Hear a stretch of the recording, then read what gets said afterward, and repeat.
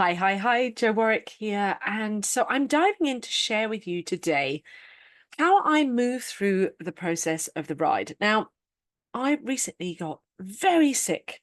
And these things happen because sometimes you're going through a big upgrade. Now, firstly, I want you to understand that you can redefine the idea of sickness. I see any form of, if I have to get sick, it's very rare for me. Okay, very, very rare for me. But if I do, I know it's because I'm going through an upgrade. And it also means that my body knows that me being forced to rest is the absolute best way for me to upgrade fast if I do the right things. So I see it like when I was surfing. In the sea, you have what's called rips, and these rip tides create these moments where you can shoot out back like an escalator. And so, an opportunity like this, when the body says you need to rest, can be seen either as, oh, I'm sick and everything's terrible and it's all bad, or as an opportunity of going, this is a deep, deep clearing. And if I do the right things, I will move through it super fast. Now, sometimes that super fast may be over days, sometimes it may be over hours. So I notice with understanding of energy, it's very rare for me to get sick. Sometimes I can wake up with a symptom that can be cleared literally by meditation. But when my body says, no, stop, I know it's a deep upgrade. It's a deep shifting of a pattern I have outgrown. And like the snakes and ladders, I'm going up the ladder if I do the right things. Okay. If I try to fight it, it will just take longer, but it will still be happening. So it really is like a soul upgrade. And it's how you redefine it in your mind that enables you to move forward fast and not see it as a failing. And I know that some women can find being sick as a failing. I used to believe it was like a failing because it was so rare for me to get sick that I was like, I've done something wrong. Why is my body doing this again? Now, there is a difference between what I talk about inside of the control glitch, where the body shows up this regular pattern. That is showing you that there's actually a control glitch in the way that's saying, you won't listen unless I force you to rest. Yeah, you won't listen until I force you to rest. But if you are somebody who's been really self-aware and you are listening and you're doing the right things, and then your body does get sick, don't see it as a failing. And it's often not a control thing. It's about a deep, deep surrender that the body needs to recalibrate to match the level of work that you've been doing. So if you've been playing in the quantum field, if you've been raising your frequency, if you've been aligning to your truth over and over again, but the body hasn't quite caught up, because the body's always going to be moving slower, it's a denser energy, it will have to shift faster. And so it can make you get, if you see it as sickness, just see it as an upgrade. It's a physical upgrade, but it's also an opportunity to move through, to understand the ride in a really intense manner.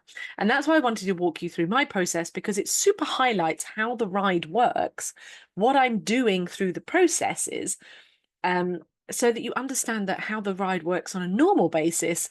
And then here is it highlighted, it's accentuating it. So let's dive in and have a look. All right. So this is sickness to magnetism. It's always about coming back to your magnetic truth, coming back to your power, coming back to who you are, coming back to that alignment and holding that glow, and then seeing the results. It's always about seeing the results. Glitches to gold. So on day one, I've put here about percentages. I want you to understand. So day one was about surrender. What I ended up getting was so weird. I felt so amazing the next day, the day before. And it happened. And it didn't kick in straight away. I meditated and I was fine. And then I stood up and then it hit me. And it was, the world was spinning. Because I have an open ajna, I do tend to get and can get ear infections and stuff like that, but it felt a bit like that, but it wasn't. I got a bug that was like, right, if anything's going to make me go, it will be my head or my stomach. And so I got both. Yay. And so my head was spinning. The only way I could move through the day was to literally just lie down and surrender, complete and utter surrender. So again, I started the day like I always do, which is warm water and a Barocca tablet. So a Barocca tablet, we have them in the UK. You probably have alternatives wherever you are. It's one of these. It's an energy tablet, and it's a multivitamin. It's got 11 vitamins and minerals. It's for active energy, mental performance. It's vegan, BA1 and 2. I always take that. So I have warm water because that's very soft and gentle for my body. Now, I didn't eat anything for ages, but until I then had some eggs. Throughout the day, I had 2 boiled eggs, and that was it. But what I did do, so I do not go on social media. If I'm sick like this, get off. Don't go anywhere near anybody else's energy that I don't need to. I allowed myself to be cared for. So I allowed other people to bring me my food and bring me my tea and water and stuff like that. So I was taken care of, but I made choices about what was going into my body as well. I didn't have the energy to read or to watch heavy movies or anything like that. So I actually really enjoy watching Aardman or animation films. So I watched 2 very funny, gentle movies. I watched Shaun the Sheep, and then I watched Early Man by Aardman. And they're funny, they're light. But again, I was thinking about, what am I putting in? My body needed light, it needed gentle, I needed to be somewhere safe so I could completely and utterly surrender. Yeah, very light, very gentle. So we moved on to day 2, and day 2 brought with it, where day 1 was 95% rest. Day 2, I move into 70% rest, but there's a bit more doing because my energy started to feel a bit better. Yeah, much, much better. So I started my day with a bit more of my normal routine. So I did my meditation, and then I sat out in the garden and sunbathed. It's very important for me to get plenty of solar, solar light, and my B12 and things like that. I'm definitely solar powered. But it's also about sitting in the garden and grounding myself onto the floor, deep breathing, doing some deep breathing, and then just having a gentle breakfast. Again, my energy started to move. I felt more like there was more movement. I wasn't as I was. So I did some light stretches, just opening my hips, opening my joints, did things from yoga, as you can see here, downward dog, cat cow, pigeon. So opening my hips, frog, again, opening my hips, baby pose, and just opening up my spine, just making sure I'm thinking about, how does my body gently open the energy centers up? Yeah, so I can think about what's flowing through my body. It flows well. And then I'm into the declutter phase. And so there's definitely a sense of like wanting to get rid of what was dead. So when I felt ready, I had a shower. And before I did that, I did a body scrub. So I dry brush and get rid of all dead skin from my face, from my body, from I also dead skin my feet. So I have a pedicure pod thing, got rid of that. And then also, I realize I put my Barocca next to my hot shower instead of my breakfast. And then I also shave, like one of those things of just really sensing for my body. The only thing I'm focusing on at this moment is thinking about how the energy is flowing and getting rid of anything that feels dead. So dead skin, dead hair, cleansing all of that. And then when I came out, I did a lymphatic drain. I have a light machine, but you can do facial yoga to, again, get the lymphatic system working. So same with the yoga, same with the face, same with the body scrub. It's about getting the lymphatic system to be working, clearing. And part of that, I did a brief cold hot shower. So I managed a little bit of doing a cold shower just to kind of wake my nervous system up, and then into a hot shower and all of that body scrub. And then I did do the light stretches before I had the shower, because I did that outside. And then, of course, it was fresh clothes. So that feeling of like, oh, cleanness after being really sick. I made sure that my house plants are all watered. I have a lot of plants in my bedroom where I was sleeping. It's very important that I make sure they are watered and fed so that they can help my healing. I can feel that. I find that having lots of plants around really assists me. You can do the same if you have crystals and stuff like that. And then when I felt like I had enough energy, I did actually refresh my linen. So not only fresh clothes for me, but my bed linen was washed and changed, because it was like, I'm now cleaning this energy off my body. So I'm decluttering and cleaning off my physical system. I don't want to then sleep in old energy, dirty energy from being unwell. So I made sure that my linen was fresh. And of course, windows were all opened. Yeah, so I give some fresh air. Again, avoid social media as much as possible. and then back into rest. So again, still 70% rest. I just did a bit of cleaning and then resting. And then I noticed that the day started to feel a little bit more like the rise of the wave. There a bit more energy, and I felt a slight push for action. And this is often where a lot of women can fall down. They start to do too much action too soon. All I do in this point is I don't engage with anybody else. I don't do anything like that. But the thing I like doing is something like moving my money around. So I like adding money.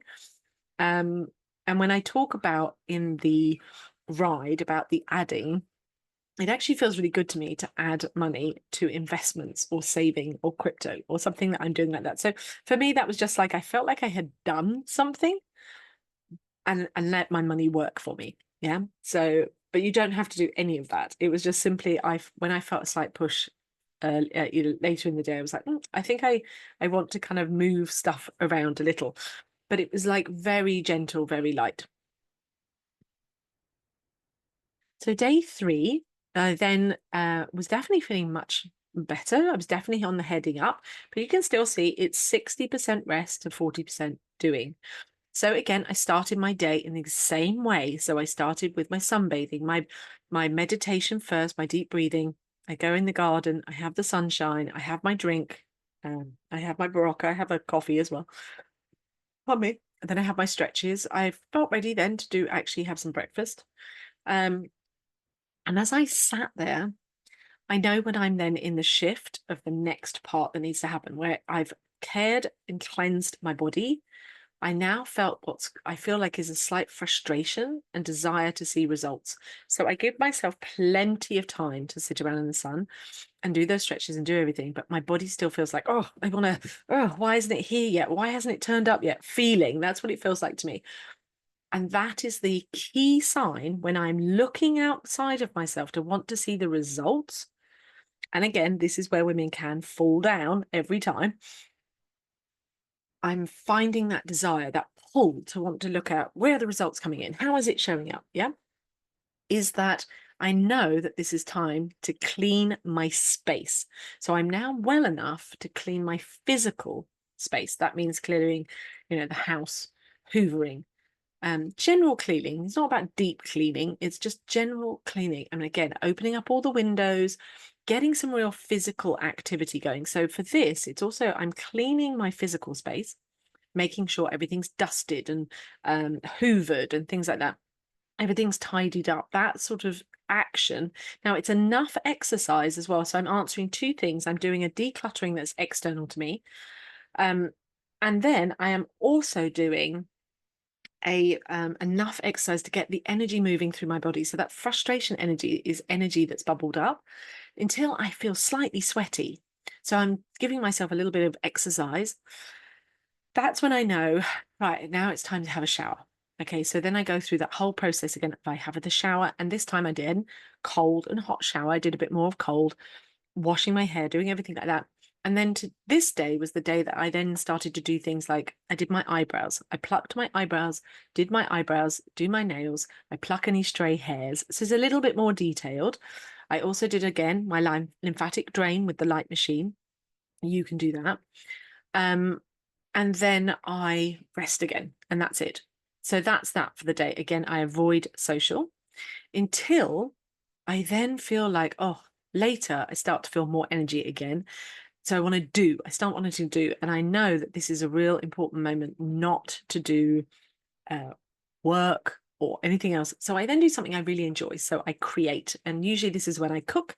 You'll find me baking, cooking for the family, doing all of those sort of things that I really enjoy, something that I want to pour my heart and soul into and enjoy. It feeds me. I'm loving it. And then if I still feel anything when I'm just not quite ready to settle, I'll do things like delete emails or photos. I empty my spam and trash folder. These are things that I do all the time, but they give me a sense of like, oh, I've done something, and it's decluttering and it's clearing up more space. So I just make sure that these things are always done. And again, it's very light. So anything I find that I'm doing like that is such a light thing for me to do. But as a physical thing, that's where I'm at. So then we moved into day 4. So day 4 is a real shift. We're moving into less rest, more doing, so 60% doing, 40% rest. Again, I start my day exactly the same. So it's meditation, then I go out into the garden, I sunbathe, I feel garden time, not nature time, deep breathing with the meditation, again, light stretches, breakfast, have my barocca, have my coffee, all those things. But that day is then when I start to realize it's about adding, adding, adding. And so I do fun things. Again, I stay off social media as much as possible. To be honest, I have minimalized my amount of time on social media as well.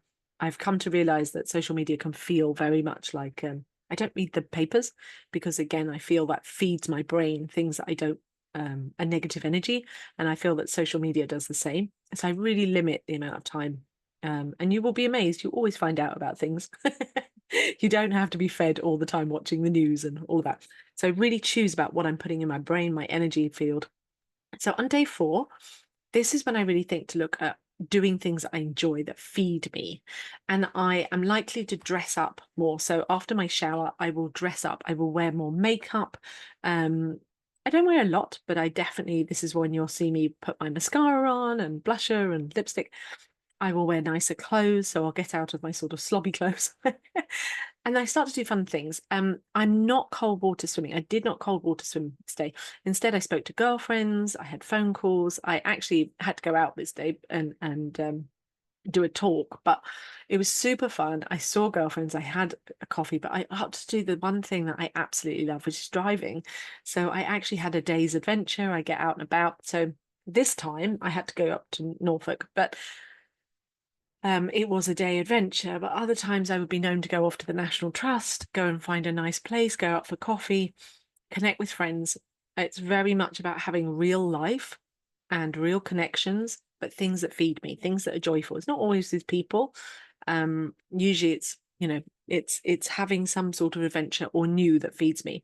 And when I'm in that space, when I allow for the play and the pleasure, this is where inspiration downloads come. So as I was driving, I had massive inspiration downloads. I'm getting the insights for the next set of actions, for inspired action, but I don't take action unless it's really super small and light. Yeah, I don't move too soon. It's the moving too soon that makes you fall into the glitches. So being able to hold this space and see it this way. Now, I will remind you, this is showing you from sickness to magnetism. I want you to know that, of course, that this process can happen in a much more condensed way. The ride shows you the 5 phases, but again, I want you to kind of know that this is emphasizing how we do it over days. Yeah. And then day 5 is 70% doing, 30% rest. So I generally fluctuate on a normal way of living.